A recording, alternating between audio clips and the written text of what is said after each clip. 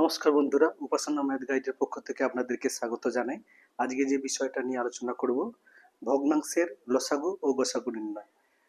যেমন করে আমরা পূর্ণ সংখ্যার গসাগু এবং লসাগু নির্ণয় করি, সেই একই নিয়মকে কাজে লাগিয়ে ভগ্নাংশের দুই বা ততোধিক ভগ্নাংশের আমরা গসাগু লসাগু নির্ণয় করব। তার জন্য একটা সূত্র জেনে নিতে হবে। সে সূত্র হচ্ছে ভগ্নাংশের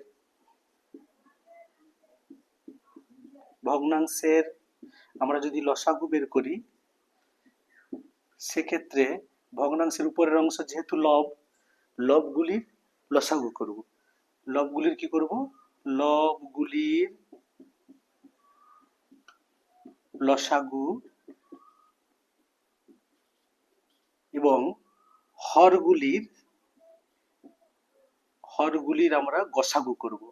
হরগুলির গসাগু করব। একই রকম আমরা ভগ্নাংশে যদি গসাগু বের করি, সেক্ষেত্রে আমরা লবগুলির গসাগু করব আর হরগুলির লসাগু। উল্টোটা, যখন লসাগু বের করতে বলবে লবগুলির লসাগু বাই হরগুলির গসাগু, যখন গসাগু বের করতে বলবে লবগুলির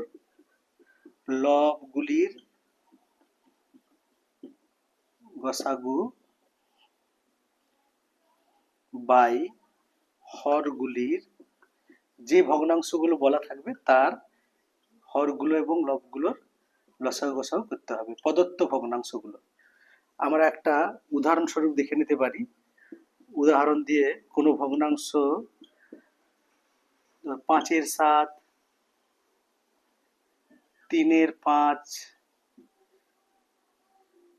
7-এর 25, এই ভগ্নাংশগুলোর এর আমরা গসাগু নির্ণয় করব।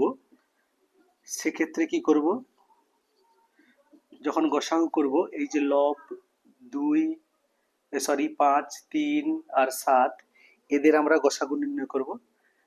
এদের গসাগু, যেহেতু এরা পরস্পরের মৌলিক, আমরা এরকম উৎপাদকে ভেঙে দেখে নিতে পারি, এক দিয়ে ছাড়া যাবে না। সেক্ষেত্রে আমরা গসাগু পেলাম 1, এবং এই যে হরগুলো আছে, হরগুলো লসাগু করব, অর্থাৎ 7, 5, 25-এর লসাগু। লসাগুর ক্ষেত্রে যে কোনো দুটোকে ভাগ গেলে চলবে। 5 একে 5, 5 5-এ 25, অর্থাৎ এই সংখ্যাগুলি লসাগু কি? 5 গুণিতক 7 গুণিতক 5, 5 5-এ 25, 7-এ 175, অর্থাৎ পেলাম আমরা 175, নিচে হবে 175। তাহলে এই ভগ্নাংশগুলোর আমরা গসাগু পেলাম 175। একইভাবে এটা যদি লসাগু করি, সেই লবগুলোর আগে লসাগু করতে হবে বাই হরগুলোর গসাগু।